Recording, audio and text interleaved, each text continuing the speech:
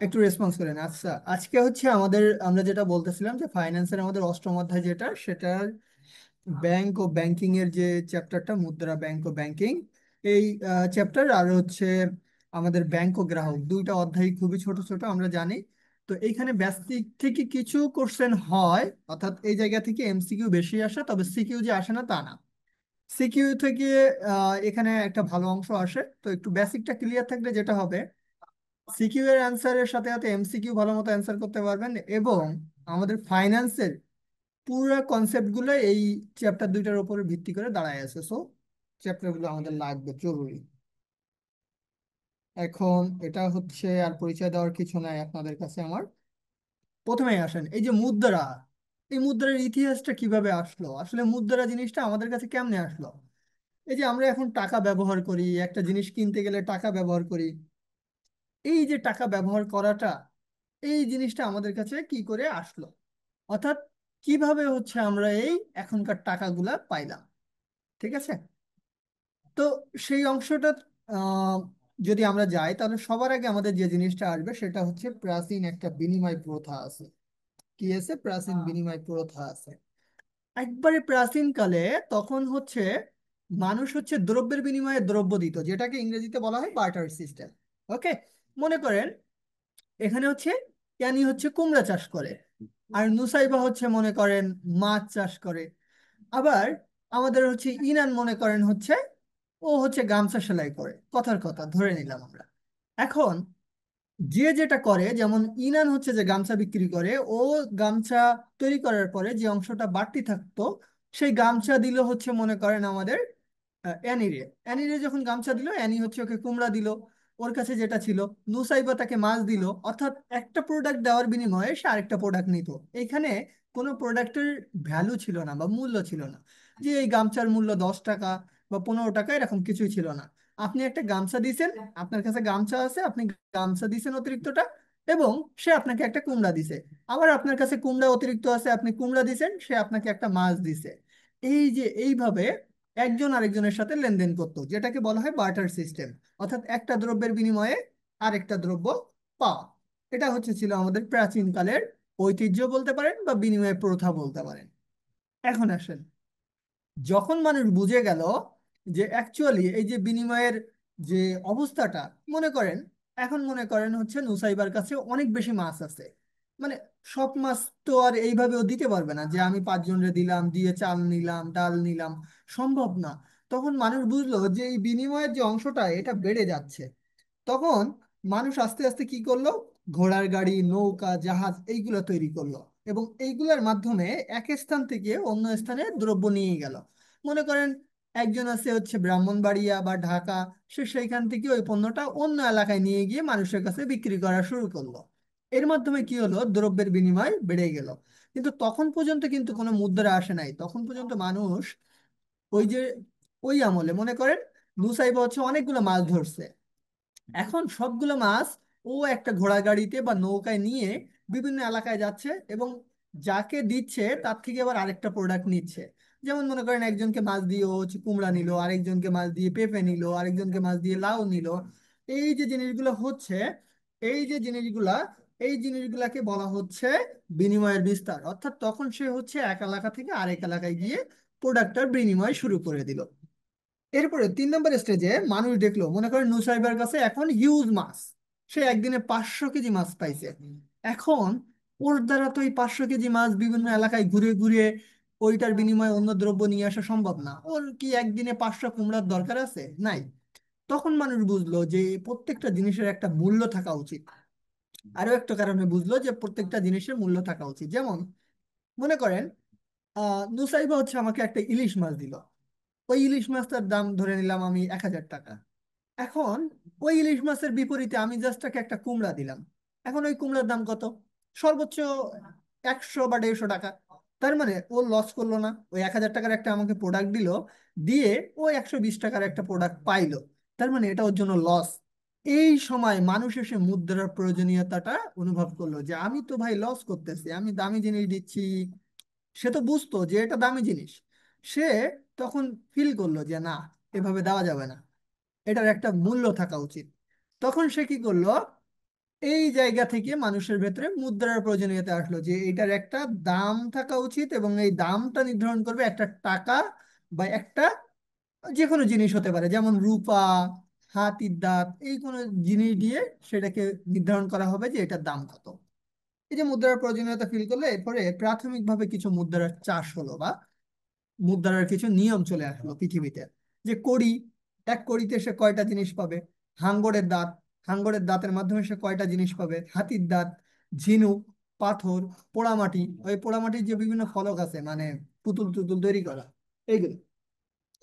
তারপরে হচ্ছে তামা, রূপা, সোনা, এই সব জিনিস দিয়ে সাধারণত তখন মানুষ তাদের প্রোডাক্ট বিক্রি করা শুরু করলো। এই পর্যন্ত সবাই ক্লিয়ার হয়েছেন স্যারেরা? এই পর্যন্ত বুঝছেন সবাই? 4 নম্বর পয়েন্ট পর্যন্ত সবার কাছে কি ক্লিয়ার হলো? নুসাইবা, এনি? ওকে, ঠিক আছে, থ্যাংক ইউ। আচ্ছা, যেহেতু নতুন চ্যাপ্টার, একটু রেসপন্স করবেন। পুরাতন চ্যাপ্টার অনেকবার হয়তো আপনাদের পড়া হয়েছে, নতুন চ্যাপ্টার গুলো একটু রেসপন্স করলে আমি বুঝবো যে কনসেপ্ট ক্লিয়ার।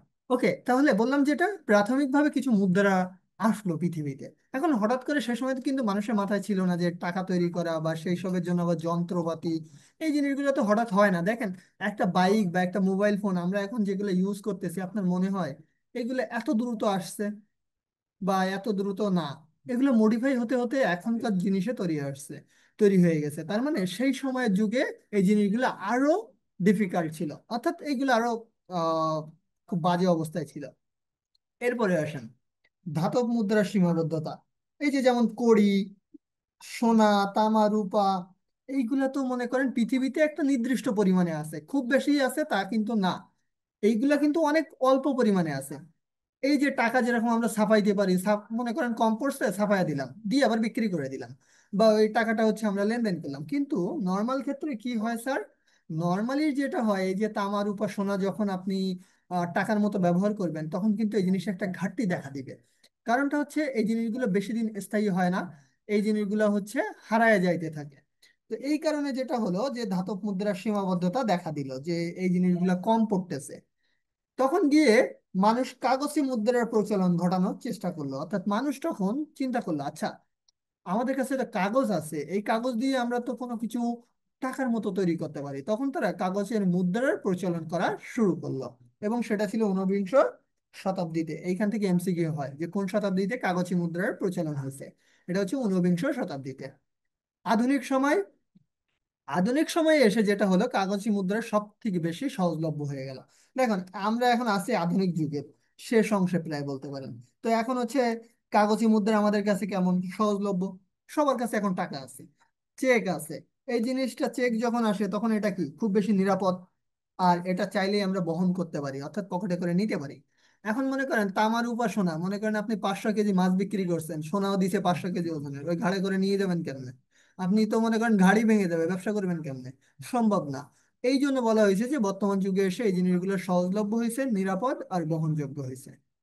সবার কাছে ক্লিয়ার হয়েছে স্যারেরা এই অংশটা? মুদ্রার ইতিহাস কিভাবে আসলো আমাদের কাছ পর্যন্ত, বুঝছেন? ওকে, থ্যাংক ইউ। এখন আসেন মুদ্রার এই জায়গাটা একটু খুব ভালো মতো বুঝবেন।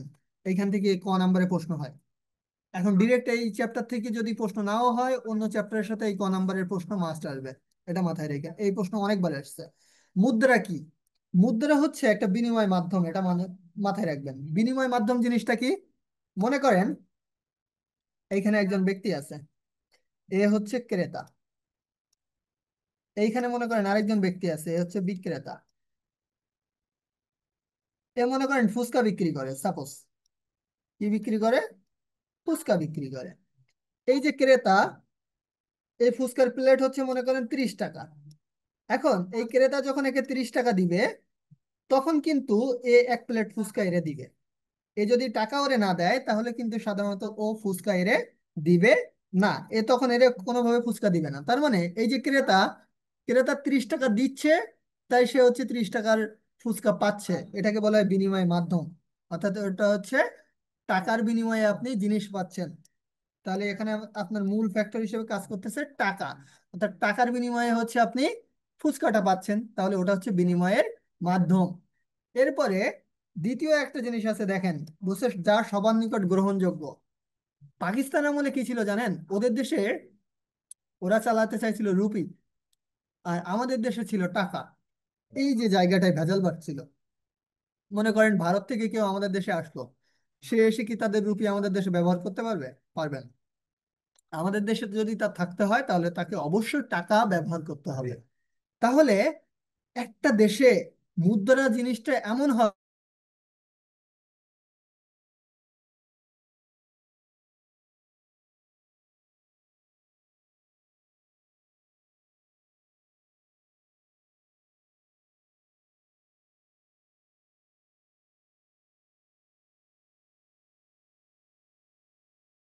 নিকট গ্রহণযোগ্য হতে হবে। এর 3 নম্বর বৈশিষ্ট্যটা হচ্ছে মূল্যের পরিমাপক ও সঞ্চয়ের বাহন। 3 নম্বরটা হচ্ছে মূল্যের পরিমাপক। এই অংশ পর্যন্ত মূল্যের পরিমাপক বলতে যে কোনো জিনিসকে মূল্য করা, এটার মাধ্যমে মূল্য জানা সম্ভব। যেমন আপনি চাইলে একটা টিস্যু পেপারের মূল্য 10 টাকা, সেটা জানতে পারবেন। কেমনে বুঝছেন? ওই যে টাকার কারণে। আপনি চাইলে একটা মাছের দাম কত সেটা জানতে পারবেন কিসের মাধ্যমে? টাকার মাধ্যমে। তাহলে এটা মূল্যের পরিমাপক হিসেবে কাজ করে, যে 10 টাকা একটা টিস্যু পেপারের দাম। এরপরে আসেন সঞ্চয়ের বাহন। আপনি যদি টাকা সঞ্চয় করতে চান, এক কথায় কিছু সঞ্চয় করতে চান, তাহলে কি রাখতে হবে? টাকা রাখতে হবে। এখন আপনি বলতে পারেন, স্যার আমি তো গোল্ড কিনে রাখতে পারি। তো গোল্ড কিনতে গেলেও তো আপনার টাকা লাগতেছে। তার মানে সঞ্চয় করার বাহন হিসেবে কাজ করে থাকে কে? মুদ্রা। এটা হচ্ছে 4 নম্বর বৈশিষ্ট্য। বুঝতে পারছেন এই পর্যন্ত? যদিও আমি এই বৈশিষ্ট্য আবার পরে আলাদা করে ডিসক্রিপশন দিয়ে রাখছি, তবে আমি ডেফিনেশনটা একটু ভেঙে দিলাম। বোঝা গেছে? ওকে স্যারেরা, থ্যাংক ইউ।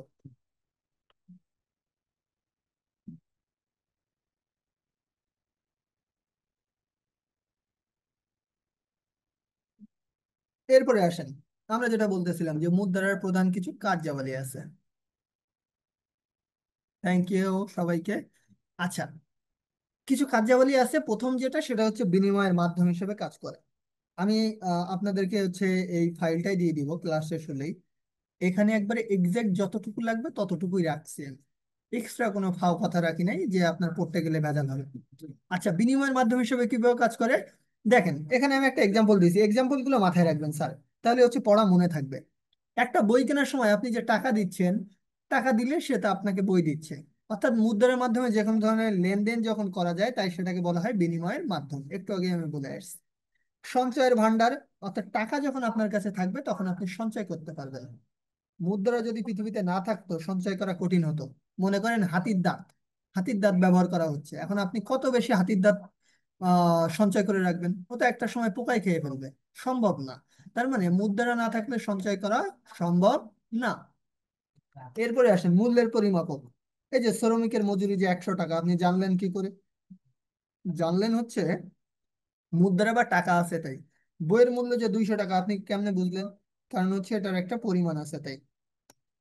চালের দাম 25 টাকা প্রতি কেজি, এ অনেক আগের কথা। মনে করেন এখন তো আর 25 টাকায় পাওয়া যায় না।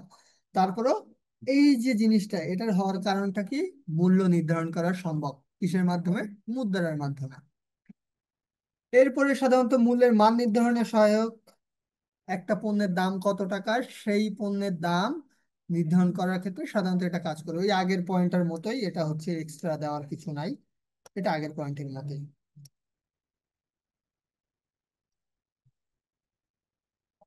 এখন আসেন মুদ্রা আর ব্যাংকের সম্পর্ক কোথায়। আমরা যদি একটু আঁকি, এটা হচ্ছে কারেন্সি, টাকা। এটা হচ্ছে ব্যাংক। ঠিক আছে। এখন দেখেন, যখন পৃথিবীতে প্রচুর পরিমাণে মুদ্রা আসলো, তখন এই মুদ্রাগুলাকে সঞ্চয়ের প্রয়োজন আছে না? যখন পৃথিবীতে অনেক পরিমাণে বাচ্চা হইলো অনেক মানুষের, মনে করেন, তো এই বাচ্চাগুলারে দেখভাল করার জন্য লোকের দরকার আছে না? ঠিক তেমনি পৃথিবীতে যখন প্রচুর পরিমাণে মুদ্রা হইলো, তখন এই মুদ্রাগুলাকে সঞ্চয় করা, দেখভাল করার জন্য একটা নেতার দরকার হলো, আর সেই নেতাটাই হচ্ছে ব্যাংক। এখন ভাবেন, এই মুদ্রা যদি না থাকতো, এই ব্যাংকের কোনো উৎপত্তি হইতো? হইতো না। কারণটা কি? কারণ মুদ্রা অনেক বেশি, এটাকে নিয়ন্ত্রণ করার জন্যই ব্যাংক আসছে পৃথিবীতে। মুদ্রাই যদি না থাকতো তো ব্যাংক কেমনে হবে? ব্যাংক হওয়ার কোনো প্রয়োজনীয়তাই ছিল না। তাই বলা হচ্ছে মুদ্রা হলো ব্যাংকের জননী বা ব্যাংক ব্যবস্থার জননী। জননী বলতে মা। অর্থাৎ মুদ্রা পৃথিবীতে আসছে বলেই ব্যাংক আসছে, না হলে পৃথিবীতে কোনোভাবে ব্যাংক আসতো না। আর এই লাইনটা তো বুঝেই গেছেন যে মুদ্রা আগে আসছে তারপরে ব্যাংক আসছে, কারণ অনেক বেশি মুদ্রা পৃথিবীতে আসার কারণে এটাকে নিয়ন্ত্রণ করার দরকার হয়েছে। আর যেহেতু নিয়ন্ত্রণ করতে গেলে একটা সংস্থা বা একটা প্রতিষ্ঠান দরকার, তখন একটা প্রতিষ্ঠানের তৈরির প্রয়োজনীয়তা মানুষ অনুভব করছে, সেটাই হচ্ছে ব্যাংক। তাহলে ব্যাংকের মূল উপকরণটা কি? ব্যাংক কি নিয়ে কাজ করে? ব্যাংকের মূল উপকরণ হচ্ছে মুদ্রা। কারণ প্রত্যেকটা ব্যাংক কিন্তু টাকা নিয়ে কাজ করে। প্রত্যেকটা ব্যাংকের মূল উপাদান হচ্ছে টাকা। টাকা ছাড়া কোনো ব্যাংক সাধারণত কোনো ধরনের কার্যাবলী সম্পাদন করতে পারে না। এরপরে আসেন, অতিরিক্ত অর্থের সঞ্চয় আর আমানত যদি আপনি সৃষ্টি করতে চান, তারপরে আপনার কি দরকার হবে? ব্যাংকের দরকার হবে। এখন আসেন ব্যাংকের প্রয়োজনীয়তা। এই অংশ পর্যন্ত আমরা বুঝলাম যে মুদ্রা ছাড়া কোনোভাবে ব্যাংক পৃথিবীতে আসতো না। এখন ব্যাংক মনে করেন পৃথিবীতে চলে আসছে। ব্যাংক যখন পৃথিবীতে চলে আসছে, তখন মানুষ বুঝতেছে যে তার এতগুলা টাকা আছে, সব টাকা খেয়ে ফেলবে না। তার ছেলে মেয়ের জন্য রাখা উচিত, তার বউয়ের জন্য রাখা উচিত, তার বাচ্চাদের জন্য রাখা উচিত, বা কারোর জন্য না রাখুক, সে নিজের বুড়ো বয়সের জন্য রাখা দরকার। সেটার জন্য সে কিছু টাকা আমানত বা ডিপোজিট হিসেবে ব্যাংকে রাখছে। তখন হচ্ছে ব্যাংকগুলা বড় হয়েছে। এই আমানতদাররা, অর্থাৎ যারা হচ্ছে ব্যাংকের টাকা জমা রাখে, এটার বিনিময়ে তারা একটা সুদ বা মুনাফা পায়। ইসলামী ব্যাংক বলে মুনাফা। আর নর্মাল যে ব্যাংকগুলো আছে আমাদের সুদ ভিত্তিক ব্যাংক, সেগুলো আমাদেরকে বলে থাকে যে সুদ দেয়। যেমন আপনি যদি 500 টাকা জমা রাখেন, 1 বছরের পরে গিয়ে ওইটা হয়ে যাবে 512 টাকা। ওই 12 টাকা হচ্ছে সুদ, আর 500 টাকা হচ্ছে মূল টাকা। ব্যাংক আবার দ্বিতীয়ত যে কাজটা করে থাকে, ঋণ দেয় আপনাদেরকে বা আমাদেরকে। মনে করেন আমার এখন টাকার দরকার, তো ব্যাংক সাধারণত লোন হিসেবে টাকাটা দেয়, এবং পরবর্তীতে সে অতিরিক্ত টাকা চার্জ করে। যেমন ব্যাংক যদি আমাকে 500 টাকা দেয়, তাহলে 1 বছর পরে গিয়ে কিন্তু ও 518 টাকা নেবে আপনার থেকে। তো এই যে 18 টাকা, এই 18 টাকা হচ্ছে আপনার জন্য সুদ, যেটা আপনার ব্যাংকে দিতে হবে। এরপর আসেন পরস্পর নির্ভরতা। মুদ্রা ছাড়া ব্যাংক পরিচালনা করা অসম্ভব, কারণ মুদ্রা যদি পৃথিবী থেকে এখন উঠে যায়, তাহলে কোনো ব্যাংকই থাকবে না। কারণ ব্যাংক টোটালি কোনো কাজ নাই। তার কাজ কি? বসে বসে হাওয়া খাওয়া। আবার হচ্ছে, ব্যাংক যদি পৃথিবীতে না থাকে তাহলে কি হবে? ব্যাংক যদি পৃথিবীতে না থাকে, তাহলে মুদ্রার ব্যবহার সীমিত হয়ে যাবে। কারণ হচ্ছে, মুদ্রা তখন হচ্ছে খুব সহজে ব্যবহার করা যাবে না, চুরি ডাকাতি ছিনতাই হবে। এখন ভাবেন যে পৃথিবীতে কোনো ব্যাংকই নাই, আপনি টাকা উঠাবেন কই থেকে? কেন্দ্রীয় ব্যাংক যদি না থাকে, তাহলে আপনার এই টাকার নিয়ন্ত্রণটা করবে কে? এটা যে 100 টাকা, আপনি বুঝবেন কি করে? ছাপাবে কেমনে? তার মানে ব্যাংক ছাড়া আপনার মুদ্রার ব্যবহারও এক প্রকার নাই বললেই চলে। এক কথায় যদি আমরা বলি, মুদ্রা আর ব্যাংক একে অপরের সাথে পরিপূরক, সম্পর্কযুক্ত। ডিম আগে না মুরগি আগে, মুরগি আগে না ডিম আগে, এই প্রশ্নে যাওয়া যাবে না। মুদ্রা এবং ব্যাংক একে অপরের সাথে সম্পর্কযুক্ত। আপনি কাউকে বাদ দিয়ে আরেকজনকে পাবেন না, বা পাওয়া পসিবল না। এটা হচ্ছে মূল জিনিস। সবাই বুঝতে পারছেন মুদ্রা ও ব্যাংকের সম্পর্ক? সবার কাছে ক্লিয়ার হলো স্যার? আমাকে একটু বলেন যে আপনাদের আবার শুনতে প্রবলেম হচ্ছে কিনা, সেটাও আমি একটু জানি। স্যারেরা, ম্যাডামেরা, বলেন। দেখেন, আমাদের ব্যাংকিং ব্যবস্থায় এই জিনিসগুলো হচ্ছে আমাদের জানাটা অনেক জরুরি।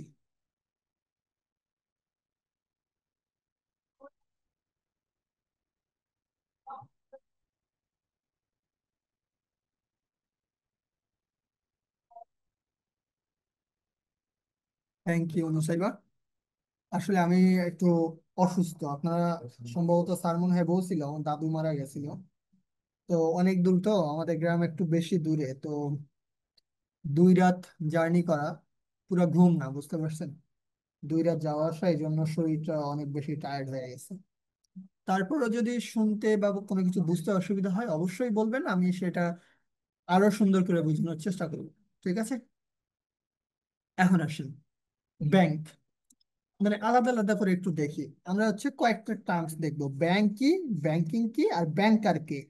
এই জিনিসগুলো একটু মানে খুব কাছাকাছি শব্দ। ব্যাংক হচ্ছে, এই কোন শব্দ থেকে আসছে, কি আসছে, এটা তো আপনারা খুব ভালো মতো বুঝেন। এই জিনিসগুলো বোঝানোর কিছু নাই, এগুলো আমি একটু বলি। এগুলা এমসিকিউর জন্য খুব সুন্দর মতো করবেন। বা ক নাম্বারে আসবে ব্যাংক শব্দটি কোথা থেকে এসেছে। তো ব্যাংক শব্দ আসছে ল্যাটিন শব্দগুলা থেকে। আর ল্যাটিন শব্দ অনেকগুলা থেকে আসছে: ব্যাংকো, ব্যাংকাস, ব্যাংকিউ, ব্যাংক। এই যে শব্দগুলা, এইগুলার একটাই মিনিং ছিল, সেটা হচ্ছে বেঞ্চ বা লম্বা টেবিল। কেন বেঞ্চ বা লম্বা টেবিলের প্রশ্ন আসলো?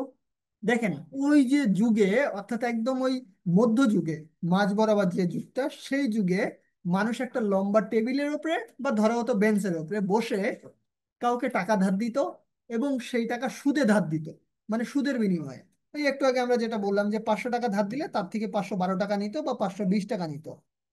এই যে একটা বেঞ্চের উপরে বসে মানুষ হচ্ছে ধার দিত বা টাকা জমা নিত, এই বেঞ্চে বসা বা বেঞ্চের নাম থেকে ব্যাংক শব্দটা আসছে। ওই জায়গা থেকে এখানে শব্দটা আসছে। দেখবেন আমাদের দেশে যখন কোনো একটা ঝড়ের নাম রাখা হয়, ওই ঝড়ের নাম কিন্তু কোনো একটা শব্দের সাথে রিলেট করে রাখা হয়। ঠিক তেমনি আমাদের এই ব্যাংক শব্দটা আসছে ওই প্রাচীন আমলের, যে বেঞ্চে বা লম্বা টেবিলে বসে মানুষজন সাধারণত কি করতো স্যারেরা, ওখানে বসে হচ্ছে ঋণ দিত। ওই জায়গা থেকে এই জিনিসটা আসছে। বোঝা গেছে? এখন আসেন, এর একটা ডেফিনেশন আছে সুন্দর। সেটা হচ্ছে ব্যাংক কি জিনিস? ব্যাংক হচ্ছে যারা জনগণের কাছ থেকে সুদের বিনিময়ে আমানত সংগ্রহ করে, অর্থাৎ আমাদের কাছ থেকে কি করে, টাকা নেয়। আর টাকার বিনিময়ে ওরা আমাদেরকে কি দেয়? সুদ দেয়। তো আমরা যে টাকাটা ওদের কাছে জমা রাখি সেটা হচ্ছে আমানত। সেই অর্থ বিনিয়োগ করে ঋণ হিসেবে প্রদান করে, অর্থাৎ আমরা যে টাকাটা জমা রাখি সেই অর্থ আবার যাদের দরকার তাদের কাছে ঋণ হিসেবে দেয়। আমরা এটা আগেও পড়ছি ব্যাংক আমানতে। এবং চাইবা মাত্র যখনই মনে করেন কাস্টমার বা গ্রাহক বা আপনি বা আমি গিয়ে টাকা চাইবো, তখনই সে দিতে বাধ্য থাকে। এই হচ্ছে পুরো ব্যাংকের একটা কনসেপ্ট। এরপরে আসেন, ব্যাংকিং জিনিসটা কি। এক কথায় যদি বলি, আমি একবারে মনে করেন এক কথায়, তাহলে হচ্ছে ব্যাংক যে যে কাজগুলা করে থাকে সব কাজগুলাকে একসাথে করলেই হয় ব্যাংকিং। অর্থাৎ ব্যাংকের সব কাজ হচ্ছে ব্যাংকিং। ব্যাংক যা যা করে সেটাই হচ্ছে ব্যাংকিং। এখন এইখানে একটা শব্দ ব্যবহার করা হয়েছে, ব্যাংক যে আইনসম্মত কাজ, অর্থাৎ অবৈধ কোনো কাজ করে থাকলে সেটা ব্যাংকিং হবে না। ব্যাংক আইনের ভেতরে থেকে যে কাজটা করে থাকে সেটাকে বলা হয় ব্যাংকিং। এর মূল কি কি কাজ আছে ব্যাংকের? ব্যাংকের কয়েকটা মূল কাজ আছে। তার ভেতরে প্রথম কাজ হচ্ছে আমানত সংগ্রহ করা, অর্থাৎ জনগণের থেকে টাকা নেওয়া। জনগণের থেকে টাকা নিয়ে কি করে? ওদের কাছে ওরা রাখে। অনেকে হচ্ছে মনে করেন যার কাছে অতিরিক্ত টাকা আছে সে ব্যাংকে টাকাটা জমা রাখে। দুই নাম্বার কি? ঋণ প্রদান করা। ঋণ প্রদান কি? ওর কাছে যে টাকাটা রাখছে ওই টাকাটা তো অলস ফেলায় রাখবে না, ওই টাকাটাও বিভিন্ন ব্যক্তিকে ঋণ হিসেবে দিয়ে থাকে। বাট্টাকরণ বা বিল স্বীকৃতি, এই জিনিসটা একটু আমি ক্লিয়ার করি। মনে করেন আপনার কাছে একটা প্রাপ্য বিল আছে, এটা হচ্ছে প্রাপ্য বিল। কারণ প্রাপ্য বিল জিনিসটা কি? আপনি মনে করেন কারো কাছে বাকিতে পণ্য বিক্রি করছিলেন। মনে করেন আমার কাছে বাকিতে চাল বা ডাল বিক্রি করছেন, 25 কেজির একটা চালের বস্তা বিক্রি করছেন মনে করেন। তো 25 কেজি চালের বস্তার দাম আমি ধরে নিলাম 3000 টাকা। ওই 3000 টাকার জন্য আমি একটা আপনাকে আহ যেটা আপনারা বলেন ওই যে, ওফ, ভুলে গেলাম, দাঁড়ান, স্টাম্প, অর্থাৎ একটা ডকুমেন্টসে যখন লিখিত দিব যে ঠিক আছে নুসাইবা বা ইয়ানি বা ইনান, আমি হচ্ছে এই 3000 টাকা 6 মাস পরে পরিশোধ করব, একটা লিখিত দিলাম একটা কাগজে। যখন একটা কাগজে আমি লিখিত দিব তখন সেটাকে বলা হবে প্রাপ্য বিল। কারণ ওই 6 মাস পরে গিয়ে ওই কাগজটা যখন আপনি আবার আমাকে দিয়ে দিবেন, বা সরি, আমি যখন টাকাটা আপনাকে দিয়ে দিব তখন কাগজটা আপনি আমাকে দিয়ে দিবেন, যে এই যে আপনি কাগজ যে স্টাম্প পেপার দিয়েছিলেন সেটাই আপনাকে ফেরত দিলাম। আপনি হচ্ছে বলছিলেন 6 মাস পরে টাকা দিবেন। তো এই যে 3000 টাকা তাহলে আপনারা কবে পাবেন বা দোকানদার কবে পাবে? 6 মাস পর। কারণ ওখানে লেখা থাকবে স্টাম্পে যে কয় মাস পরে সে টাকাটা পাবে। যখন এই স্টাম্পটা দেওয়া হয় তখন সেটাকে বলা হয় প্রাপ্য বিল। এখন এমন হতে পারে যে মনে করেন আপনার 3 মাস পরে খুব জরুরি টাকার দরকার, যে আমার এখনই টাকার দরকার, হইতেই পারে যে কোনো মানুষের এটা প্রয়োজন। আপনার 3 মাস পরে খুব জরুরি টাকার দরকার, তখন এখন কি করবেন? তখন আপনি তো এটা 6 মাস আগে পাবেন না আমার কাছ থেকে টাকা। তখন আপনি এই যে স্ট্যাম্পটা আমি আপনাকে দিয়েছিলাম সেটা নিয়ে গেছেন ব্যাংকের কাছে, গিয়ে বলতেছেন স্যার এই কাগজটা 6 মাস পরে আমি যার কাছে বাকিতে পণ্য বিক্রি করছি সে 3000 টাকা দিবে। তো আমার এখন আর্জেন্ট টাকার দরকার, আমার তো টাকা দিতেই হবে। তখন ব্যাংক বলবে আচ্ছা ঠিক আছে স্ট্যাম্পটা আমার কাছে রেখে যান, আমি আপনাকে 2900 টাকা দিচ্ছি। তাহলে দেখেন এইখানে সে, ওই ব্যক্তি 3000 পাইতো আর ব্যাংক তাকে দিচ্ছে 2900 টাকা, তার মানে 100 টাকা ব্যাংক লাভ করতেছে। এখন ব্যাংক ওই যে স্ট্যাম্পটা ব্যাংকের কাছে রেখে দিবে, এবং যখন 6 মাস শেষ হবে তখন এই যে আমার কাছে যোগাযোগ করবে যে স্যার আপনার স্ট্যাম্পটা আমার কাছে আছে, আপনি আমাকে টাকা দিয়ে স্ট্যাম্পটা নিয়ে যান। স্ট্যাম্প যদি না নিয়ে যাই তাহলে তো মামলা খাইতে হবে, বুঝছেন? সো আমি কি করব, তখন 6 মাস পরে গিয়ে ব্যাংকের কাছে 3,000 টাকা দিয়ে স্ট্যাম্পটা নিয়ে আসবো। তাহলে ব্যাংকের লাভ কি? ব্যাংকে 100 টাকা লাভ করলো। এটাকে বলা হয় প্রাপ্য বিল বাট্টা করা। ঠিক আছে? মানে আগেই হচ্ছে সেই জিনিসটাকে ভাঙাইয়ে দেওয়া। যে জিনিসটা একটা নির্দিষ্ট পিরিয়ড পরে ভাঙানো হয় সেটা হচ্ছে একটা নির্দিষ্ট সময়ের আগে ভাঙাইয়ে দেওয়াটাকে বলা হয় প্রাপ্য বিল ডিসকাউন্ট করা। এটা বুঝতে পারছেন স্যারেরা? সবাই বুঝছেন কিনা একটু বলেন তো। এই জিনিসটা ইম্পর্টেন্ট কিন্তু, কনসেপ্টটা। কিছু মনে করেন না, আমি একটু পানি খাচ্ছি, বুঝছেন? বারবার পানি খাওয়া লাগতেছে, এত জার্নি করছি। 2 দিনে মনে হয় 1 লিটার পানিও খাইনি আমি। জানেন তো কারো বাসায় মারা গেলে এত দূর থেকে জার্নি করে গেলে কি অবস্থা হয়। আচ্ছা, এটা শেষ। এখন বৈদেশিক মুদ্রার রূপান্তর করা বা এলসি করা জিনিসটা কি? বৈদেশিক মুদ্রার রূপান্তর হচ্ছে, মনে করেন আমি হচ্ছে একজন ভারতীয় ব্যক্তি, বাংলাদেশে আসছি ঘুরতে রুপি নিয়ে। আমার কাছে তো রুপি আছে কারণ আমি ভারতীয় ব্যক্তি। এখন আমি যদি বাংলাদেশে ট্রাভেল করতে চাই, যে কোনো হোটেলে থাকতে চাই, কিছু খাইতে চাই, আমাকে ওই রুপি থেকে টাকায় কনভার্ট হতে হবে। এখন রুপি থেকে টাকায় কনভার্ট হতে গেলে আমি কার কাছে যাব? আমি যাব ব্যাংকের কাছে। ব্যাংকের কাছে গিয়ে বললাম এই যে 500 রুপি দিলাম ভাই, আপনি আমাকে টাকা দেন। তখন ব্যাংক একটা নির্দিষ্ট চার্জ কেটে রেখে তাকে, মনে করেন এই 500 রুপির বদলেতে যত টাকা হয়, মনে করেন 1,000 টাকা হলো, কারণ আমাদের দেশে টাকার মূল্য একটু কম, তো 1,000 টাকা দিয়ে দিল। ব্যাংক কিন্তু অবশ্যই চার্জ রাখবে। দেখা যাবে 10% বা 15% চার্জ রাখবে, আর বিদেশি ব্যক্তি আসলে ব্যাংক একটু বেশি চার্জ রাখে। তো এটাকে বলা হয় বৈদেশিক মুদ্রায় রূপান্তর করা। এলসি জিনিসটাও কাছাকাছি, ওটা এখন যাব না। এরপরে আসেন দেশ বা বিদেশে সহজে অর্থ পাঠানো বা গ্রহণের ব্যবস্থা করা। ব্যাংকের মাধ্যমে আপনি এখন চাইলে সৌদিতে টাকা পাঠাইতে পারবেন, আবার সৌদি থেকে আপনার কাছে টাকা পাঠাইতে পারবেন, দুইটাই সম্ভব। এরপরে আসেন সোনা গহনা গুরুত্বপূর্ণ কাগজ। সাধারণত যারা অনেক বেশি ধনী, ভাই আপনার আমার তো কিছু নাই, এটা ট্রু। আপনারা যারা ক্লাস করতেছেন বা আমি যে আছি, আপনি আমি হয়তো আমাদের মনে করেন মাসিক ইনকাম 30-40 ভাই 1 লাখ টাকাই ধরলাম। ভাই এখন 1 লাখ টাকা সংসারে মানে ইনকামে সংসার চালানো, ছেলে মেয়ে পড়ানো, এই সব কিছু মিলাই টাফ। সো ওইটা কোনো ইনকাম না। পৃথিবীতে এমন অনেক ব্যক্তি আছে যাদের মনে করেন কোটি কোটি টাকার সোনা গহনা আছে, কয়েক কোটি টাকার। ওরা বাসায় এই জিনিসগুলা রেখে নিরাপদে ঘুমাইতে পারে না, যে কখন জানি ডাকাত এসে পড়ে। তো এই যে সোনা গহনা বা তাদের বিল্ডিং এর কাগজ যদি কেউ জোরপূর্বক এসে নিয়ে যায় এবং সেখানে নাম পরিবর্তন করে ফেলে, তাহলে ক্ষতি না? তাদের কাছে তো কোটি কোটি টাকা, এখন এই টাকার চিন্তায় তাদের ঘুম হয় না। তখন তারা কি করে, এই জিনিসগুলো নিয়ে ব্যাংকে যায়। ব্যাংকে গিয়ে বলে এইগুলা আপনার কাছে জমা রাখেন, অর্থাৎ ওই গহনা সোনা গহনা। এখন ব্যাংক কি ফ্রিতে রাখবে? রাখবে না। ব্যাংক হয়তো বছরে একটা চার্জ ধরবে, গহনা যত পরিমাণে ঠিক তত পরিমাণে চার্জ ধরবে। দেখা যাবে ব্যাংক বছরে 1,000 বা 10,000 টাকা করে চার্জ করবে, যে আমার কাছে জিনিসপত্র থাকলে আমাকে 1,000 বা 10,000 টাকা দিতে হবে। এটা হচ্ছে ব্যাংক লকার সার্ভিস দেয় এক কথায়, অর্থাৎ তার লকারে এই জিনিসগুলাকে সে সংরক্ষণ করে রাখে। তারপরে গ্রাহকের অনুরোধে সম্পদ ব্যবস্থাপনা করে। যেমন মনে করেন নুসাইবা এখন বললো যে দেখেন আমি তো ইউএসএ তে থাকতেছি, তো বাংলাদেশে আসার তো আমার সময় নাই। এখন একটা কাজ আপনারা করতে পারেন, সেটা হচ্ছে আপনারা ওই ব্যাংকের সাথে যোগাযোগ করলেন, মনে করেন ব্র্যাক ব্যাংক, বললেন যে আপনি আমার বাসা ভাড়া উঠাবেন, আমার বাসা ভাড়া ঠিকঠাক আসতেছে কিনা, গ্যাস বিল ঠিকঠাক পে হচ্ছে কিনা, এই জিনিসগুলো দেখবেন। এটা আপনি একটা ব্যাংকে বলে রাখছেন। তখন ব্যাংক থেকে একজন কর্মকর্তা গিয়ে প্রত্যেক মাসে আপনার এই জিনিসগুলো আপডেট করবে এবং আপনাকে জানাবে। ফ্রিতে তো নিশ্চয়ই করবে না, সে হচ্ছে এটার বিনিময়ে একটা চার্জ নেবে। মাঝে মধ্যে সে আপনাকে ব্যবসায়িক পরামর্শ দিতে পারে যে স্যার আপনি এই ব্যবসাটা করলে আপনার জন্য লাভজনক হবে, এবং এই পরামর্শ দেওয়ার বিনিময়ে সে উকিলের মতো টাকা নেবে। এটা হচ্ছে ব্যাংকের কার্যাবলী, আর ব্যাংকের সব কার্যাবলী গুলোকে বলা হয় ব্যাংকিং। এবার আসেন ব্যাংকার, যে এক কথাই বলি, যে এই কাজগুলা করে, অর্থাৎ ব্যাংকিং কার্যাবলী গুলা যে সম্পাদন করে তাকে বলা হয় ব্যাংকার। যে এই কাজগুলা করে, এই ব্যক্তিগুলো সাধারণত প্রশিক্ষণ প্রাপ্ত হয়, অর্থাৎ একটা ব্যাংকে আপনি চাকরি পেলে আপনাকে 6 মাসের ট্রেনিং দেওয়া হবে।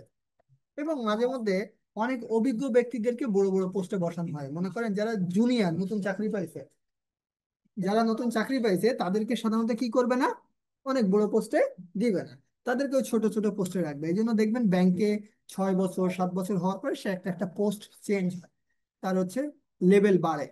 হঠাৎ করে একজন ব্যক্তিকে যদি উচ্চ পর্যায়ে দেন, তার তো কোনো ধারণা নাই, তখন দেশের টাকা চুরি হয়ে যাবে, অনেক বাজে অকারেন্সও হতে পারে। এটা হচ্ছে ব্যাংকার। এখন ব্যাংক ব্যবসায়ের ইতিহাস কিভাবে আসছে আমাদের কাছে, সেটা এই অংশ থেকে এই পর্যন্ত কখনো কোশ্চেন হয়, যেটা সত্যি সেটা আমি আপনাদেরকে বললাম, যে এই পর্যন্ত এখনো পর্যন্ত কোশ্চেন হয়নি। আমরা একটু আগে দেখে আসছিলাম যে মুদ্রার ইতিহাস, মুদ্রার ইতিহাসের মতো ব্যাংকের ইতিহাসও অনেক প্রাচীন। আমরা দেখছি যে মুদ্রার কারণেই হচ্ছে পৃথিবীতে ব্যাংক আসছে।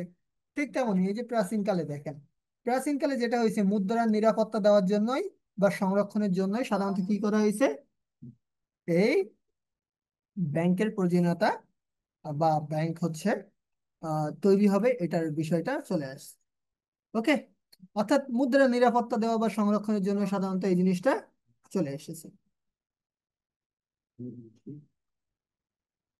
এখন দেখেন, প্রাচীন সভ্যতায় ব্যাংকিং, অর্থাৎ একবারে প্রাচীন আমলে ব্যাংকিং হচ্ছে যখন 5,000 বছর আগে ব্যাংক ব্যবস্থা পৃথিবীতে আসে। মানে ধারণা করা হয়, এটা কিন্তু এক্সাক্ট না স্যারেরা, যে হচ্ছে স্যার খ্রিস্টপূর্ব 5,000 বছর আগেই কি ব্যাংক আসছে, না, মানুষ ধারণা করে, বুঝছেন, যে ওই সময় ব্যাংক ব্যবস্থা আসছে। এবং কোথায় আসছিল, এটা হচ্ছে ব্যাবিলনীয় সভ্যতায়, রোমান, চৈনিক আর গ্রিক সভ্যতায় সাধারণত এই জিনিসটার উৎপত্তি হয়, এটা ধারণা করা। আবার বলতেছি, এটা ধারণা করা। এরপরে আমাদের ভারত উপমহাদেশে যেটা আসে সেটা হচ্ছে এক্সাক্ট ভারত অঞ্চলে, অর্থাৎ তখন তো ভারত পুরো একটা মহাদেশ, সরি উপমহাদেশ, এই অঞ্চলটা, তখন এইখানে প্রথমে একটা আধুনিক ব্যাংকের উৎপত্তি হয়, সেটার নাম ছিল দা হিন্দুস্তান ব্যাংক। সেটা 1700 সাল। কেন তার নাম হয় দা হিন্দুস্তান ব্যাংক? কারণ এইখানের জনসংখ্যার 90% ছিল হিন্দু, তাই ওটার নাম রাখা হয় হিন্দুস্তান ব্যাংক। এবং পরবর্তীতে ওই ব্যাংকটার নাম চেঞ্জ হয় 1935 সালে এসে, এবং সেটার নাম রাখা হয় রিজার্ভ ব্যাংক অফ ইন্ডিয়া, যে হচ্ছে ভারতের কেন্দ্রীয় ব্যাংক হিসেবে দায়িত্ব পালন করে। এরপরে যখন ভারত পাকিস্তান আবার আলাদা হয়ে যায়, তখন 1947 সালে স্টেট ব্যাংক অফ পাকিস্তান একটা প্রতিষ্ঠিত হয়, যেটা হচ্ছে পাকিস্তানের জন্য আলাদা করে ব্যাংকিং কার্যাবলী চালাতো, যেটা 1948 সালে হয়। এবং দুই দেশেই, অর্থাৎ পূর্ব পশ্চিম পাকিস্তানে ওই একটা ব্যাংকই ছিল, স্টেট ব্যাংক অফ পাকিস্তান। পরবর্তীতে যেটা হয়, স্বাধীন বাংলাদেশ হওয়ার পরে রাষ্ট্রপতির একটা আদেশ, যখন দেশ নতুন হবে তখন তো নিশ্চয়ই আগের ব্যাংক থাকার কথা না, কারণ আগের জিনিস নিয়ে তো আর হয় না। একজনের সাথে ডিভোর্স হয়ে গেছে, এখন আপনি কি সেই আগের জিনিস নিয়ে পড়ে থাকবেন যে কেন ডিভোর্স হলো, কেন কি হইলো, বা এত ইতিহাস ঘাটার তো কিছু নাই। তার মানে নতুন করে যখন আসবেন তখন নতুন ভাবে শুরু হবে। ঠিক তেমনই স্বাধীনতার পরে 26শে মার্চ 1972, এই স্লাইডটা মনে রাখবেন, এই স্লাইড থেকে এমসিকিউ হবে, হ্যাঁ, আগের গুলা থেকে না হলে এখান থেকে হবে। স্বাধীনতার পর 26শে মার্চ 1972 সালে বাংলাদেশ ব্যাংক রাষ্ট্রপতির আদেশে প্রতিষ্ঠিত হয়। কার আদেশে? রাষ্ট্রপতির আদেশে। কত সালে? 26শে মার্চ 1972 সালে। এই জায়গায় কিন্তু কোশ্চেন হবে মাস্ট। সো এই জায়গাটা একটু খেয়াল রাখবেন। এবং এটাও খেয়াল রাখবেন যে এর কার্যক্রমটা সাধারণত কোথা থেকে শুরু হয়। এ কার্যকর হয় হচ্ছে 16ই ডিসেম্বর 1971। দেখেন, প্রতিষ্ঠা হয়েছে 26শে মার্চ 1972, তবে কার্যক্রম কিন্তু শুরু হয় আগেই, এটা মাথায় রাখেন। ভাইবেন না স্যার প্রতিষ্ঠা হইলো পরে, কাজ আগে থেকে কেমনে হলো? যখন দেশ চেঞ্জ হয়ে যায়, অর্থাৎ পাকিস্তান আর বাংলাদেশ আলাদা হয়, তখন ব্যাংকগুলোর বলা হয় যে তোমরা তোমাদের মতো কাজ করো। আহ, আইন বানানো হচ্ছে পরে, পরে এসে আইনটা পাশ করা হবে, কারণ একটা আইন পাশ হইতে গেলে অনেকদিন সময় লাগে, তাই কার্যকর হয়, অর্থাৎ ব্যাংকগুলো চলে, কাজ শুরু করে 16ই ডিসেম্বর 1971, যেদিন বাংলাদেশ বিজয় লাভ করে সেদিন থেকে।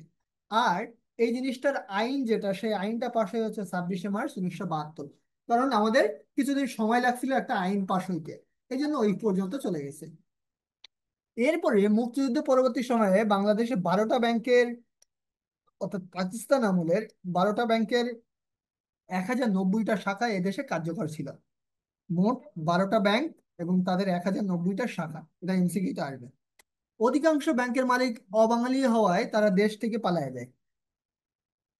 দেখেন, শেখ হাসিনার যত লোক ব্যাংকে চাকরি করতেছিল, এরা যদি এদের বিরুদ্ধে মামলা হইতো, দেখতেন ব্যাংক অর্ধেক খালি হয়ে গেছে। হয় নাই কিন্তু, যেহেতু হয় নাই, ওই স্বাধীনতার পরে আমাদের দেশের যে ব্যাংক গুলো ছিল, এই ব্যাংকে যারা কাজ করতো তারা সবাই ছিল পাকিস্তানের নাগরিক, মানে অবাঙালি, তারা কেউ বাঙালি না, তারা উর্দু ভাষা পছন্দ করতো। তো যখন দেশ স্বাধীন হয়ে গেল ওরা সব প্রায় দেশ ছেড়ে পালিয়ে গেল। যখন পালিয়ে গেল এই 1090টা শাখার বেশিরভাগ শাখা বন্ধ হয়ে গেল, কারণ বড় বড় কর্মকর্তা সব ওই দেশে ছিল। এখন যখন বন্ধ হয়ে গেল তখন করে নতুন করে এই 12টা ব্যাংকের ভাঙার এবং নতুন ব্যাংক করে বাংলাদেশের মানুষের চাকরি দেওয়ার একটা টেন্ডেন্সি আসলো বা প্ল্যান হলো, পরিকল্পনা হলো। তখন ওই 12টা ব্যাংকে ভেঙে 6টা রাষ্ট্রায়ত্ত ব্যাংক মানে সরকারি ব্যাংক তৈরি করার চিন্তা করা হলো। এবং সেই 6টা ব্যাংক হচ্ছে সোনালী ব্যাংক, অগ্রণী ব্যাংক, জনতা, রূপালী, পূবালী, উত্তরা ব্যাংক। এই 6টা ছিল সেই সময়ের ব্যাংক। এবং পরবর্তী সালে পরবর্তীতে এসে সোনালী আর অগ্রণী ব্যাংক ছাড়া বাকিগুলো ধীরে ধীরে বিরাষ্ট্রীকরণ করা হয়। বিরাষ্ট্রীয়করণ বলতে বেসরকারি খাতে দেওয়া হয়। যেমন এই শুধুমাত্র ছিল সোনালী আর এই হচ্ছে অগ্রণী। জনতারেও কিন্তু সে সময় বেসরকারিতে পাঠায়, রূপালীরেও পাঠায়, পূবালীরেও পাঠায়, উত্তরা ব্যাংকেও পাঠায়। যদিও পরবর্তীতে আবার জনতা ব্যাংকের সরকারি করা হয়। বুঝতে পারছেন?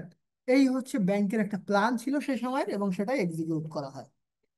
আর আধুনিক যুগ, এখন আমরা যে যুগে আছি সেটা হচ্ছে 80-এর দশকে প্রত্যেকটা ব্যাংককে বিরাষ্ট্রীয়করণ করা হয়। দেখেন, কেন বিরাষ্ট্রীয়করণ করা হয়? রাষ্ট্রীয়করণ আর বিরাষ্ট্রীয়করণ কি? রাষ্ট্রীয়করণ হচ্ছে যেটার মালিক সরকার, যেমন জনতা ব্যাংক, অগ্রণী ব্যাংক। এই সরকারি ব্যাংকগুলোতে গেলে দেখবেন বসে বসে পান খাচ্ছে আর গেম খেলতেছে আর ভুড়ি মোটা, বুঝছেন, কর্মকর্তাদের। কারণ ঘুষ খেয়ে খেয়ে শালার বেটারা যা হয়েছে, সবার ক্ষেত্রে বলতেছি না, কিন্তু এটা বেশিরভাগ বাংলাদেশে। মানে সরকারি ব্যাংকগুলোর অবস্থা খুবই বাজে। সরকারি ব্যাংকে টাকা রাখলে ওই টাকা ফেরত পাওয়া যায় না, বুঝতে পারছেন? মানে এরকম বাজে একটা অবস্থা বাংলাদেশে এখন তৈরি হয়েছে।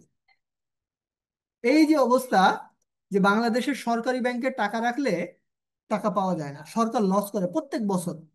তাই সরকার চিন্তা করলো যে ব্যাংক আর সরকারি খাতে রাখবে। আপনি আপনারা জাস্ট একদিন ডাচ বাংলা ব্যাংকে যাবেন, আমি নাম ধরে বললাম, এগুলো বেসরকারি ব্যাংক, বুঝছেন? তো আপনি বেসরকারি যে কোনো একটা ব্যাংকে যাবেন, দেখবেন আপনারা স্যার স্যার বলবে, স্যার কি করবেন, স্যার কি লাগবে। আর সরকারি ব্যাংকে যাবেন, দেখবেন বেটা গেম খেলতেছে, নাইলে হচ্ছে বউয়ের সাথে গল্প করতেছে, নাইলে পান চাবাচ্ছে, নাইলে পানি খাচ্ছে। মানে ওর কাজের শেষ নাই, বুঝছেন? ও ব্যাংকে সার্ভিস দিতে আসে না, মনে হচ্ছে ওখানে ঘুরতে আসছে পার্কে। তো এই যে সরকারি ক্ষেত্রে মানুষের আহ সেবা দেওয়ার যে চাহিদা, এটা খুবই কম, বা সেবা দিতেও চায় না, এক কথায় বলতে পারি। এই কারণে সরকারি ব্যাংকগুলো লস করে। তখন দেশ বা ওই দেশের সরকার দেখলো যে ব্যাংকগুলোকে যদি আমি বেসরকারি বা মালিকানায় পাঠাই, বা হচ্ছে কোনো ব্যক্তির কাছে পাঠাই দিই, বেসরকারি খাতে পাঠাই, তাহলে দেশের জন্য সেটা মঙ্গলজনক। তাই 80-এর দশকে এসে সবগুলো ব্যাংকে বিরাষ্ট্রীয়করণ করার কাজ শুরু হয়। এবং পরবর্তীতে অল্প কিছু ব্যাংকের সরকারি করা হয়, কিছু ব্যাংকে বিশেষায়িত করা হয়। বিশেষায়িত বলতে মনে করেন কৃষি ক্ষেত্রে উন্নতির জন্য কৃষি ব্যাংক, শিল্প ক্ষেত্রে উন্নতির জন্য শিল্প ব্যাংক, এরকম কিছু বিশেষ ক্ষেত্রের জন্য বিশেষায়িত ব্যাংক তৈরি করা হয়। এবং বেশিরভাগ ব্যাংকে বেসরকারি খাতে পাঠানো হয়। এই হচ্ছে ব্যাংকিং চ্যানেলের ইতিহাস। এখনো পর্যন্ত এটাই চলে আসতেছে। কিছু কিছু ব্যাংক রাখা হয়েছে সরকারি ক্ষেত্রে, আর বাকি সব এভাবেই ঘুরায় পাচায় দেওয়া হয়েছে। সবাই বুঝতে পারছেন স্যারেরা? কারো কাছে আর কোনো কনফিউশন আছে এই চ্যাপ্টার নিয়ে? বলেন।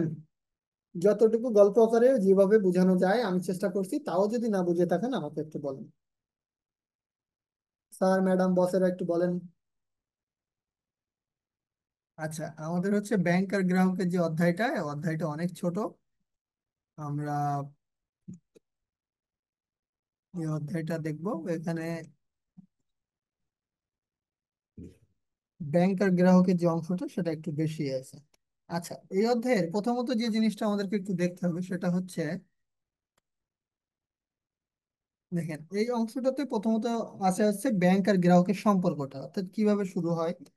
প্রথমত যেটা হয়, ব্যাংক আর গ্রাহকের মধ্যে একটা আস্থা আর বিশ্বাসের সম্পর্ক থাকে। কিভাবে? আপনি যে এতগুলা টাকা একটা ব্যাংকের কাছে রেখে আসবেন, তার উপর যদি আপনার কোনো বিশ্বাসই না থেকে থাকে, আপনি রেগুলার চিন্তা করবেন যে আমার টাকাগুলো কি খেয়ে ফেললো নাকি নিয়ে পালায়ে গেল, কোনটা। এই যে জিনিসটা, এই জিনিসটা থেকে আপনার ভেতরে একটা ভীতি কাজ করবে। তাই সাধারণত ব্যাংক আর গ্রাহকের মধ্যে আস্থা থাকতে হয় আর বিশ্বাস থাকতে হয়। এরপরে এই সম্পর্ক সততা, নিষ্ঠা আর বিশ্বাস দ্বারা টিকে থাকে। যদি গ্রাহক কোনো ধরনের ভুল কাজ করে থাকে, মনে করেন বিশ্বাস নষ্ট করে, গ্রাহক মিথ্যা কথা বলে থাকে, তাহলে হচ্ছে দেখবেন ব্যাংক সাধারণত তার সাথে আর কোনো ধরনের হিসাব রাখতে চায় না। ঠিক তেমনি ব্যাংক যদি কোনো ধরনের অসৎ উপায় অবলম্বন করে, যেমন গ্রাহক টাকা জমা দিয়ে আসছে, ব্যাংক বললো যে টাকা জমা দেয় নাই, তাহলে দেখবেন গ্রাহকও সেইখানে আর টাকা জমা রাখতে চায় না। এই সম্পর্কে সাধারণত অবনতি ঘটে কখন? যদি অবনতি ঘটে তাহলে ব্যবসায়ের ক্ষতির একটা সম্মুখীন হয়, আর আস্থাও কমে যায়। এখন হচ্ছে ব্যাংক আর গ্রাহকের সম্পর্কের ধরনটা কি, এটা ইম্পর্টেন্ট, এটা খ নাম্বারে বা ঘ নাম্বারে আসে। প্রথমত হচ্ছে ডেটর বা ক্রেডিটর সম্পর্ক। ডেটর ক্রেডিটর দুইজনই হতে পারে, দুইটা পার্সপেক্টিভ থেকে। ফার্স্ট পার্সপেক্টিভ হচ্ছে যখন গ্রাহক ব্যাংকে টাকা জমা দিবে, মনে করেন আপনি বা আমি যখন ব্যাংকে টাকা জমা দিব, তখন ব্যাংক হচ্ছে ঋণ নিচ্ছে, মানে ব্যাংক হচ্ছে টাকা জমা রাখতেছে, তার মানে ও হচ্ছে ডেটর। আর গ্রাহক হচ্ছে টাকা জমা দিচ্ছে, তার মানে আপনি আমি টাকা জমা দিচ্ছি, তার মানে আমরা হচ্ছে ক্রেডিটর। এটা হচ্ছে যখন আমরা টাকা জমা দিই। আবার যখন আমরা দুই নম্বর পার্সপেক্টিভ দেখবো, যে আমরা ঋণ নিচ্ছি, তখন আমরা হচ্ছে এক্ষেত্রে ডেটর, আর ব্যাংক হচ্ছে ক্রেডিটর। এক কথায় যে টাকা নেবে সে হচ্ছে ডেটর, আর যে টাকা দিবে সে হচ্ছে ক্রেডিটর। তো দুই পার্সপেক্টিভ থেকে এটা হয় যে ব্যাংক আর গ্রাহকের মধ্যে ডেটর আর ক্রেডিটর একটা সম্পর্ক আছে। এরপরে চুক্তিবদ্ধ সম্পর্ক। কিভাবে চুক্তি হয়? দেখবেন একটা ব্যাংকে অ্যাকাউন্ট খুলতে গেলে হিসাব খুলতে হয়। ওই যে হিসাব খুলতে হয়, ওই হিসাব খোলার মাধ্যমে সাধারণত কি হয়, একটা ব্যাংক আর গ্রাহকের মধ্যে একটা চুক্তিবদ্ধ সম্পর্ক হয়, যে এর বাইরে আপনি যদি যান তাহলে আপনার সাথে আমার কোনো ধরনের ব্যাংকিং আর সম্পর্ক থাকবে না। তাহলে তাদের মধ্যে একটা আইনগত চুক্তি হয়, আর উভয়ের অধিকার আছে, দায়িত্ব আছে, যে এই চুক্তিটাকে রক্ষা করা। যে আইনগত চুক্তি হয়েছে সেই চুক্তিটাকে কি করা, রক্ষা করা। ব্যাংক যদি চায় তাহলে আমানতের টাকা ফেরত দিতে বাধ্য হয়। অর্থাৎ এক কথায় গ্রাহক যদি টাকা যখনই চাইবে, ব্যাংক তখন সেই টাকা ফেরত দিতে বাধ্য থাকে। এরপরে ব্যাংক হচ্ছে গ্রাহকের ওসি বা গার্জিয়ান হিসেবে দায়িত্ব পালন করে, এটা মাথায় রাখবেন। ব্যাংক গ্রাহকের গার্জিয়ান হিসেবে দায়িত্ব পালন করে। আপনার গার্জিয়ানকে আপনার বাবা, কারণ কি সে আপনাকে দেখভাল করতেছে, সবকিছু আপনার খোঁজ রাখে। ঠিক তেমনই আপনি যখন ব্যাংকের কাছে টাকা জমা রাখবেন, তখন ব্যাংক হচ্ছে আপনার সব আর্থিক হিসাব রাখবে, এবং সে আপনার গার্জিয়ান হিসাবে বা অভিভাবক হিসেবে দায়িত্ব পালন করবে। ব্যাংক অনেক সময় কি করে, গ্রাহকের মূল্যবান সম্পদ যেমন স্বর্ণালংকার, দলিলপত্র ইত্যাদি কি করে, নিরাপদে সংরক্ষণ করে, কারণ গার্জিয়ান হিসেবে এটা তার দায়িত্ব। এটাই হচ্ছে তার মূল কাজ। এরপরে বন্ধক দাতা আর গ্রহীতা হিসেবে তাদের মধ্যে একটা সম্পর্ক আছে। বন্ধক দাতা আর গ্রহীতা কি, মনে করেন আপনি ঋণ নিতে গেছেন বা আমি ঋণ নিতে গেছি, তখন ব্যাংক বলছে যে ঋণ নিতে গেলে আপনার কোনো না কোনো কাগজ জমা রাখতে হবে আমার কাছে, অথবা কোনো ডকুমেন্ট জমা রাখতে হবে, হতে পারে সোনা দানা গহনা জমা রাখতে হবে। এই যে যখন আপনি বা আমি হচ্ছে ব্যাংকের কাছে যাচ্ছি কোনো কিছু নিতে, তখন ব্যাংক বলতেছে যে বন্ধক রাখতে হবে, তাহলে কি বন্ধকটা আমরা রাখতেছি, তাই আমরা হচ্ছে বন্ধক দাতা। আর ব্যাংক যেহেতু ওইটা গ্রহণ করতেছে ওই বন্ধকের জিনিসটা, তাই ব্যাংক হচ্ছে বন্ধক গ্রহীতা। এটা হচ্ছে বেসিক উত্তর। ব্যাংক হচ্ছে গ্রাহকের প্রতিনিধি হিসেবে দায়িত্ব পালন করে থাকে। কিভাবে? ব্যাংক সাধারণত, এই একটু আগে আমি বলতেছিলাম আপনি ইউএসএ তে থাকেন, আপনি বলতেছেন দেশে এসে আমার বাসা ভাড়া টাকা উঠানো সম্ভব না। এই সময় ব্যাংক সাধারণত আপনার প্রতিনিধি হিসেবে গিয়ে বাসা ভাড়া উঠাবে, গ্যাস বিল দিবে, কারেন্ট বিল দিবে, বা আর যা যা দায়িত্ব আপনি তাকে দিবেন সব দায়িত্ব সে পালন করবে। অর্থাৎ আপনার অবর্তমানে আপনি যেখানে অনুপস্থিত সেখানে সে আপনার দায়িত্ব পালন করবে, সে আপনার প্রতিনিধি হিসেবে দায়িত্ব পালন করবে। সেক্ষেত্রে সে কি করতে পারে, আপনার জন্য দেনা পরিশোধ করে দিতে পারে, পাওনা আদায় করতে পারে, বা চেক আদায় করতে পারে।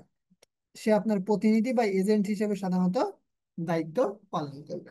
এটা হচ্ছে তার মূল কাজ। ব্যাংকার গ্রাহকের মধ্যে এই হচ্ছে মূল পাঁচটা সম্পর্ক। বুঝতে পারছেন নুসাইবা? বাকি কাউকে আমি দেখতে পাচ্ছি না, সো আপনাকে একটু কোশ্চেন বেশি করব, যে বুঝছেন কিনা।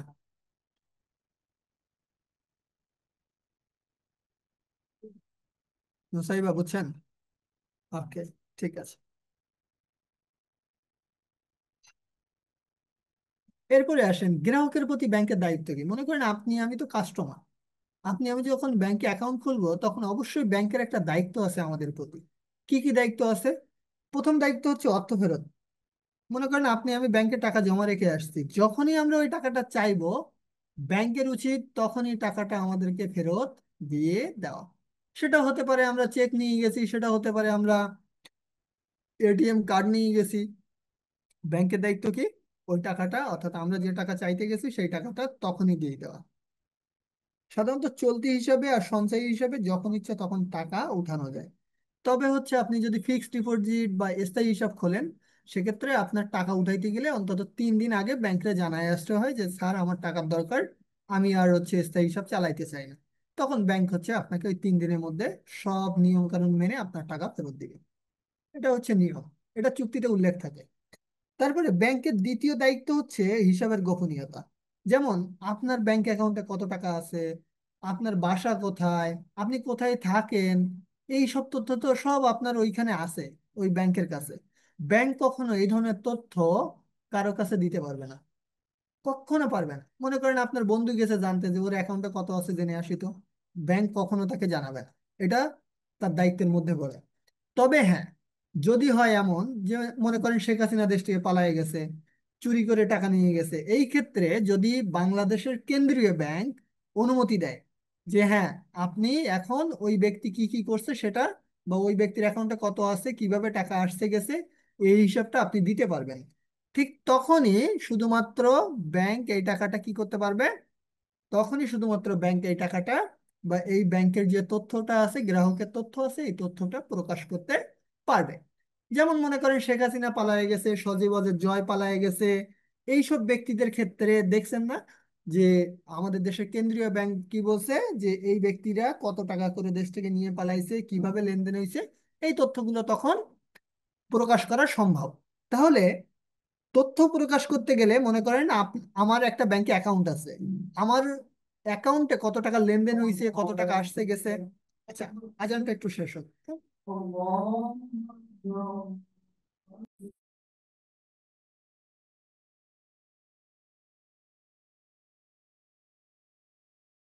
আমরা যেটা বলতেছিলাম যে আমার যদি কোনো একটা ব্যাংকে অ্যাকাউন্ট থেকে থাকে এবং ওই অ্যাকাউন্টে আমি কত টাকা লেনদেন করছি, কত টাকা জমা রাখছি, কত টাকা উঠাইছি এবং কোন দেশে টাকাটা আমি পাঠাইছি, এই ধরনের তথ্য কোনো ব্যাংক তার ইচ্ছা মতো চাইলেই দিতে পারবে না, কাউকে দিতে পারবে না।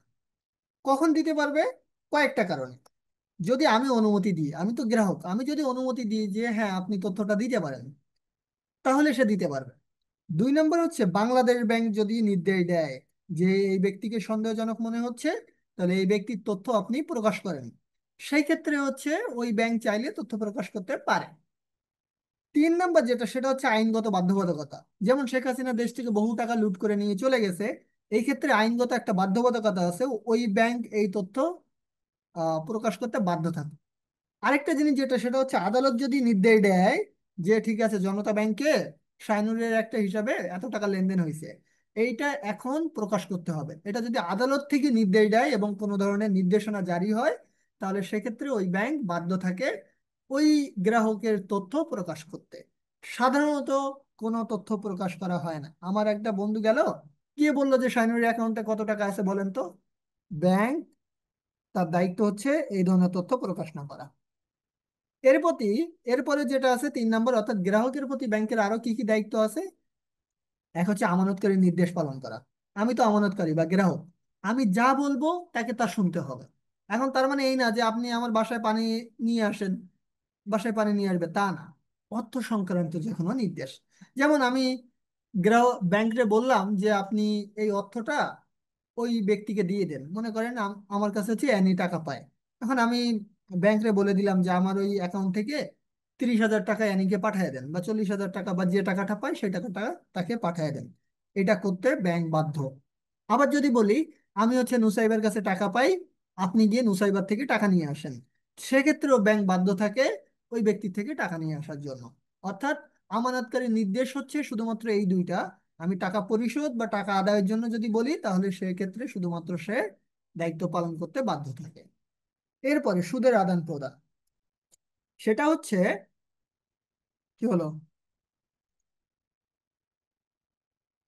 আচ্ছা পাঠাই দেবো টাকা, আপনার অনেক টাকার অভাব, ঠিক আছে, আমি নিজেই ফকির, আপনারা কি পাঠাবো বলেন। আচ্ছা, সুদের আদান প্রদান। সুদের আদান প্রদান কি? সাধারণত মনে করেন আমি যদি ব্যাংকে টাকা জমা রাখি, তাহলে আমার অ্যাকাউন্টে সুদ আসার কথা। যেহেতু আমার অ্যাকাউন্টে সুদ আসার কথা, সেহেতু ব্যাংকের দায়িত্ব হচ্ছে অটোমেটিক আমার অ্যাকাউন্টে টাকা জমা করে দেওয়া, সুদের টাকা অটোমেটিক। এইখানে এই জন্য বলছে সক্রিয়ভাবে, অর্থাৎ অটোমেটিক ভাবে আমার অ্যাকাউন্টে সুদের টাকা জমা হবে।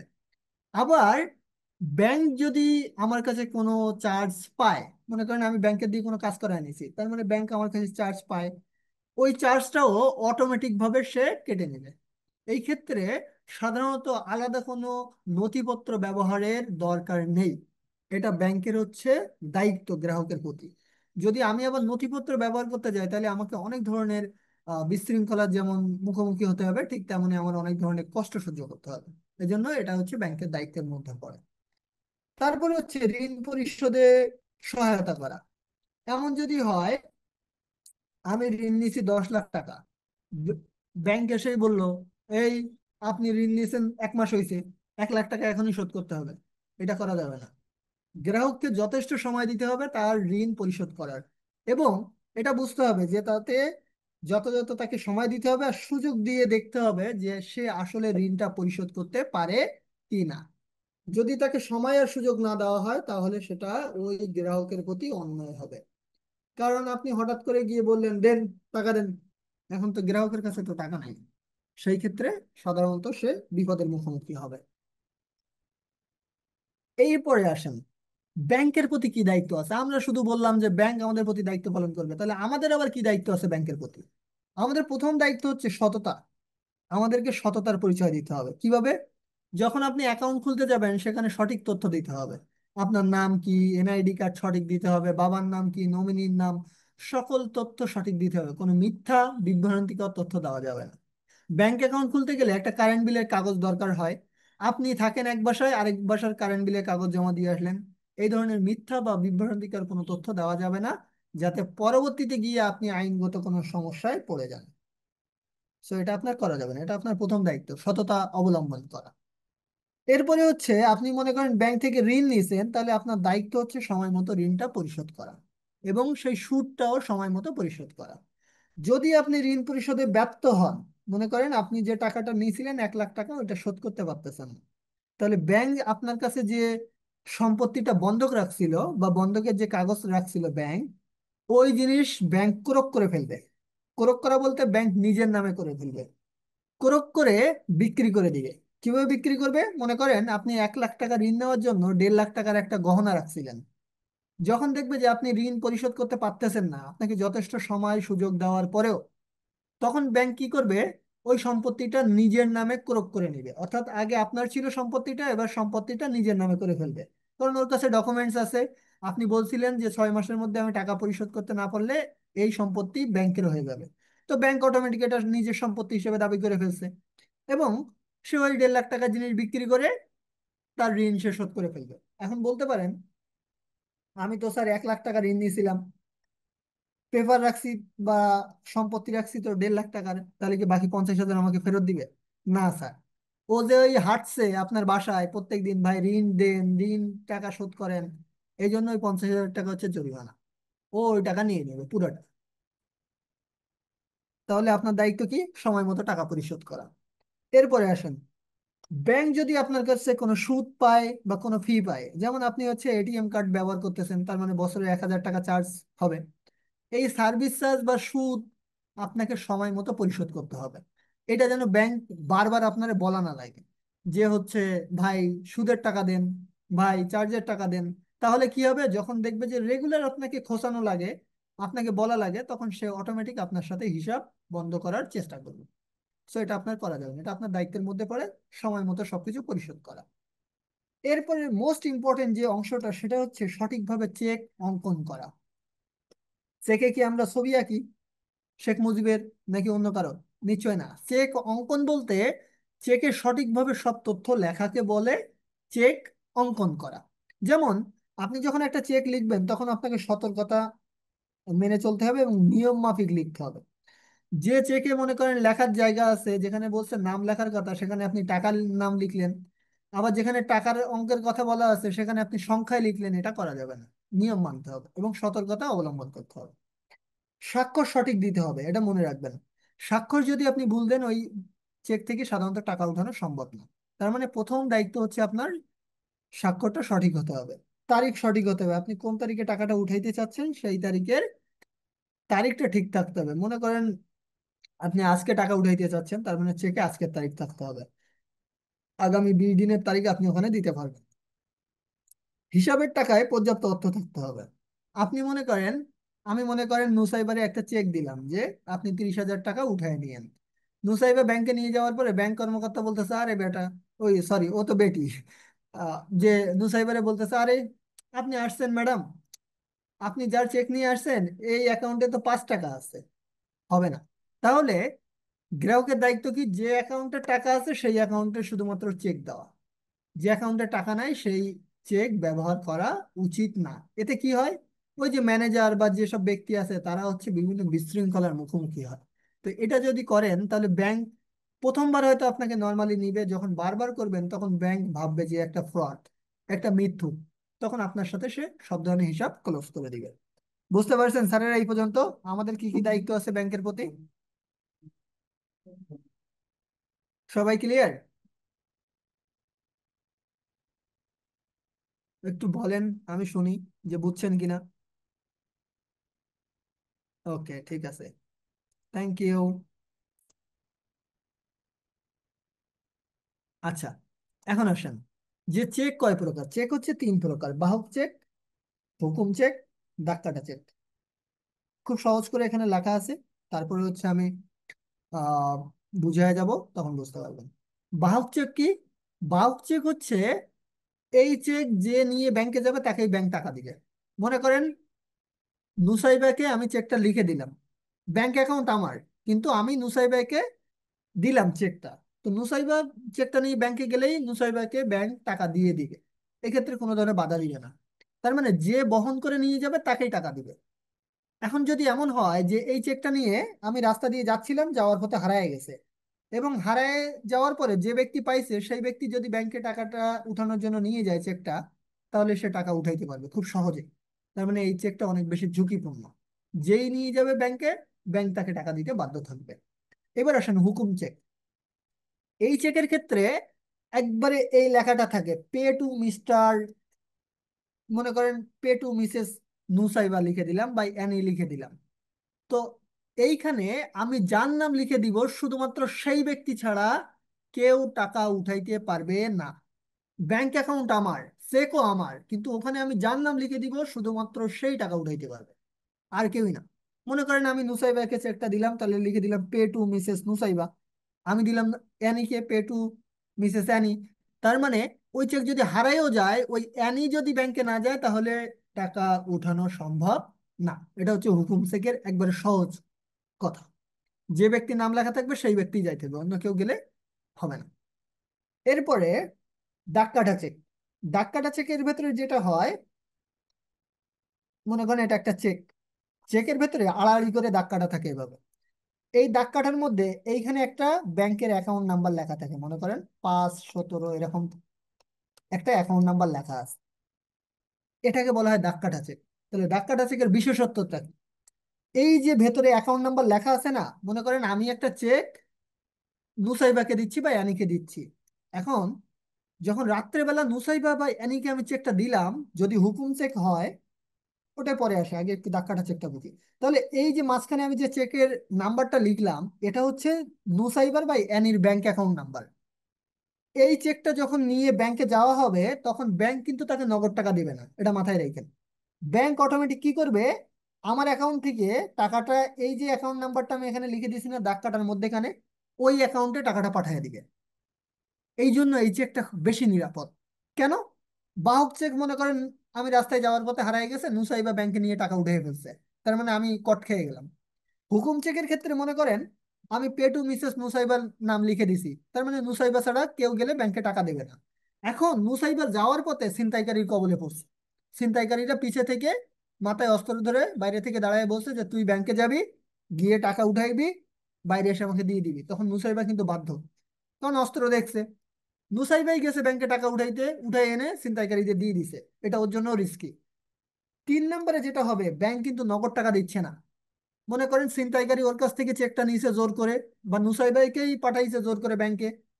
নুসাইবা ব্যাংকে গিয়ে চেকটা দেওয়ার সাথে সাথে এই যে মাঝখানে অ্যাকাউন্ট নাম্বারটা লেখা থাকবে, ওই অ্যাকাউন্ট নাম্বারে টাকা চলে যাবে, কোনো ক্যাশ টাকা যাবে না। তার মানে যতই ছিনতাইকারী যাই করুক না কেন, ওই টাকা সে উঠাইতে পারতেছে না, তার হাত পর্যন্ত যাবে না, ওই আরেকটা ব্যাংক অ্যাকাউন্টে ট্রান্সফার হয়ে যাচ্ছে। তাই সাধারণত ব্যবসার ক্ষেত্রে এই ধরনের চেকটাকে ব্যবহার করা হয়। চেক সম্পর্কে ক্লিয়ার হয়েছেন সবাই?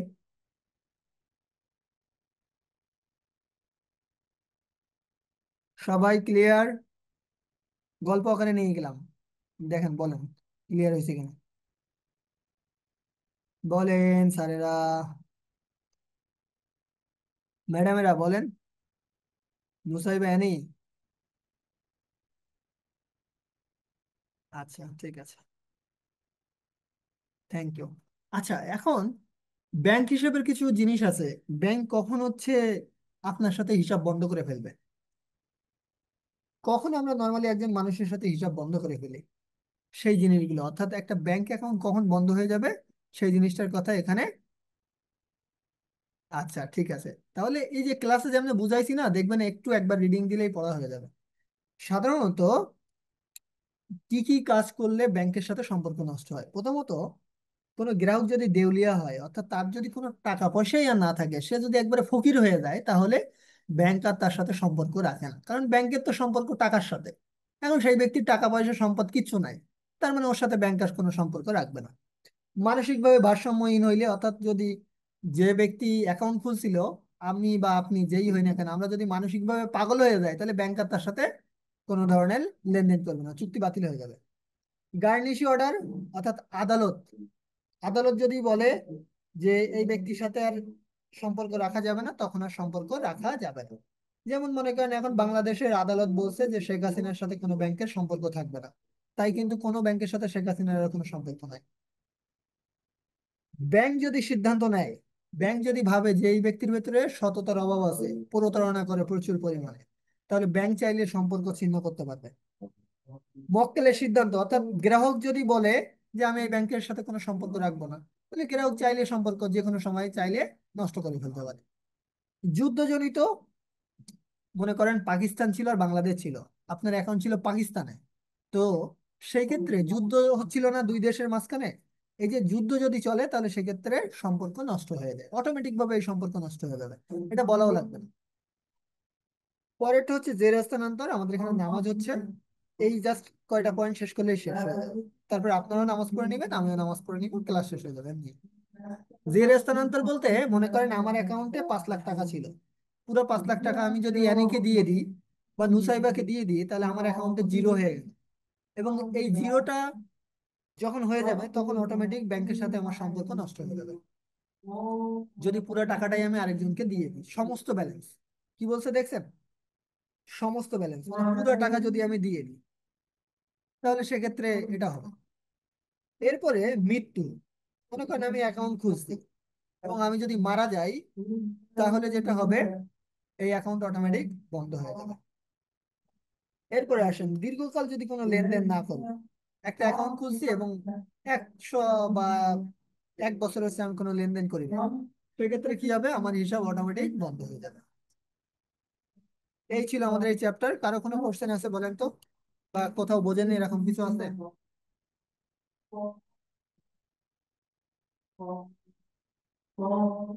এনি নুসাইবা?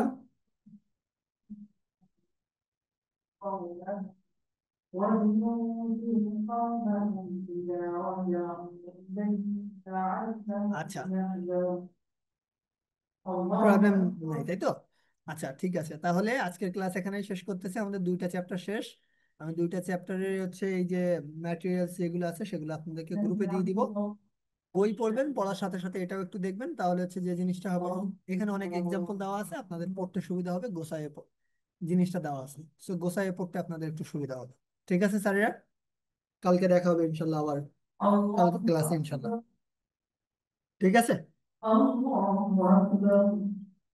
ওকে। আর কোনো চ্যাপ্টারে কারো কোনো কোশ্চেন থাকলে আমাকে জানায়েন যে স্যার এই চ্যাপ্টারে প্রবলেম আছে। আচ্ছা ঠিক আছে, তাহলে আজকে শেষ করলাম, সবাই নামাজ পড়ে নেন, নিয়ে পড়াশোনা করেন। আল্লাহ হাফেজ, আসসালামু আলাইকুম।